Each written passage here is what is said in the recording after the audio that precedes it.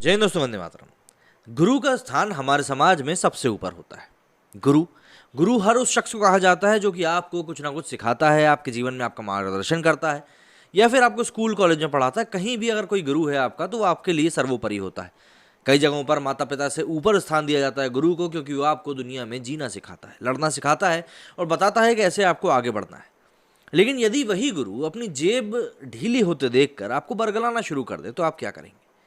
ज़्यादा दूर जाने की ज़रूरत नहीं। भी कुछ ही समय पहले आरआरबी की भर्ती को लेकर काफ़ी देश भर में काफ़ी उग्र प्रदर्शन हुए थे।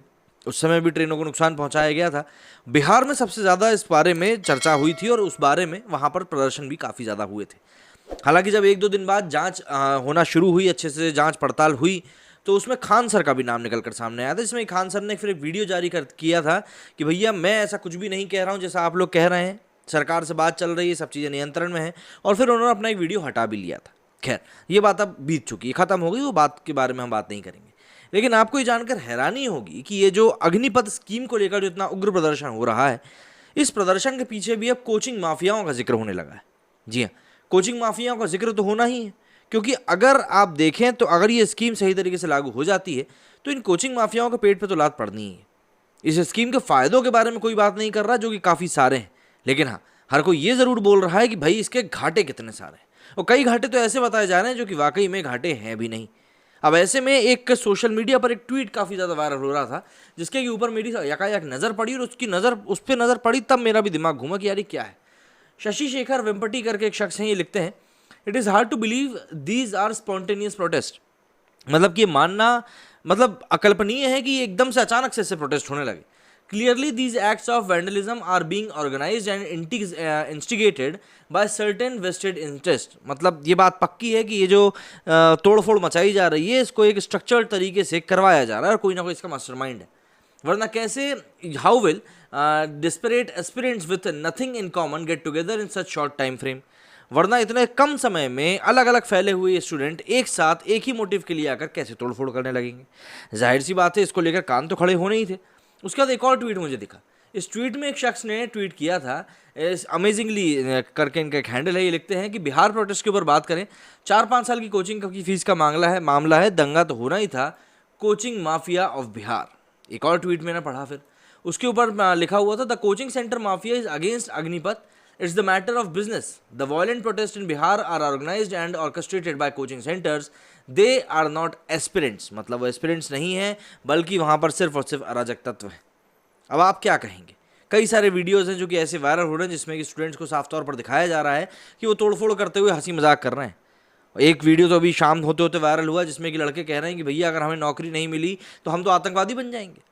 मतलब आप ज़रा खुद सोचिए कि ऐसे लोगों को अगर देश के फ्रंट पोस्ट के ऊपर इनको अगर हम तैनात कर देंगे तो ये क्या है भाई? कोचिंग माफियाओं की जो जिक्र होने लगा है वो मीडिया में छाने लगा है, और जल्दी ही आप देखेंगे कि इसमें किसी ना किसी तरीके से ऐसी बातें सामने आएंगी। वहीं एक शख्स और पकड़ा है जो कि पुलिस की गिरफ्त में है, जिसे साफ तौर पर अब बोला है कि भैया हमने इस स्कीम के बिल्कुल भी खिलाफ नहीं है और जो हो रहा है गलत हो रहा है। सब चीज़ों के बारे में बात करते हैं ज़रा एक एक करके। सेना भर्ती की अग्निपथ योजना के विरोध की आग ग्वालियर के बाद शुक्रवार को इंदौर में ही भड़क उठी। सुबह सैकड़ों की संख्या में युवाओं ने स्टेशन पर हंगामा और पथराव किया। उसके बाद युवाओं ने मुंबई आगरा हाईवे पर जाम लगा दिया। हंगामा देख पुलिस ने लाठीचार्ज कर दिया, और सबसे बड़ी बात, विरोध की आग कैसे भड़की, उपद्रव कैसे फैला, इसे लेकर एक बड़ा खुलासा भी हुआ। इसे लेकर सेना भर्ती के लिए फिजिकल कोचिंग देने वाली अकेडमी के 10 संचालक पुलिस की रडार पर हैं। इनमें से 6 को पूछताछ के लिए बुलाया गया है। मुरैना में एक युवक को गिरफ्तार भी किया गया है। उसने सोशल मीडिया पर एक मैसेज वायरल किया था। पुलिस को संदेह है कि इन्हीं अकेडमी संचालकों ने युवाओं को उपद्रव के लिए उकसाया। पुलिस को आरोपी छात्रों के मोबाइल से कुछ ऐसे मैसेज भी मिले हैं, जिसमें यह बताया गया है कि अग्निपथ के विरोध में देश भर में 42 युवाओं ने खुदकुशी कर ली। भोपाल में भी एक युवक ने सुसाइड किया है। मॉर्फिंग फोटो, मतलब कि फोटो से छेड़छाड़ होती है, मॉर्फिंग के जरिए इसके वीडियो भी बनाए गए हैं। पुलिस अब यह पड़ताल कर रही है कि आखिर ये वीडियो किसने बनवाया और किन किन लोगों ने इनको प्रसारित करवाया। भाई सीधी सी बात है, ये चीज़ें क्योंकि काफ़ी ज़्यादा वैमनस्यता फैलाती हैं। ग्वालियर के मुरार सीएसपी ऋषिकेश मीना ने दैनिक भास्कर की बातचीत में बताया कि गोले के मंदिर से 16 और सराय क्षेत्र से 21 छात्रों को गिरफ्तार किया गया है। सीसीटीवी फुटेज की पड़ताल की जा रही है। गिरफ्तारियों की संख्या और बढ़ भी सकती है। उन्होंने ये भी स्वीकार किया है कि फिजिकल ट्रेनिंग की अकादमी चलाने वाले संचालकों से पुलिस पूछताछ कर रही है। ऐसे 10 संचालक पुलिस के रडार पर हैं। ये पता किया जा रहा है कि इन संचालकों ने छात्रों की सीधे तौर पर मदद की या पीछे रहकर उन्हें उपद्रव के लिए उकसाया।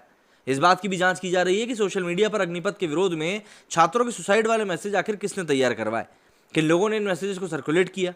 ग्वालियर प्रशासन ने बाकायदा एक नोट जारी करते हुए इस बात की पुष्टि करी है कि उपद्रव में कोचिंग संचालकों की भूमिका संदिग्ध है। एसडीएम और टीआई से कहा गया है कि वे अपने अपने क्षेत्र की फिजिकल अकादमी की जानकारी अनिवार्य रूप से सामने रखें। गोले का मंदिर चौराहे पर तैनात सूबेदार प्रमोद साहू ने ही सबसे पहले पुलिस कंट्रोल रूम को छात्रों की भीड़ की खबर दी थी। साहू ने भास्कर को बताया कि करीब 11:15 बजे थे। पहली बार में 12 लड़के आए, थोड़ी देर बाद और लड़के आए, उनके हाथों में डंडे थे। फिर देखा कि हर बस से छात्र उतर रहे हैं।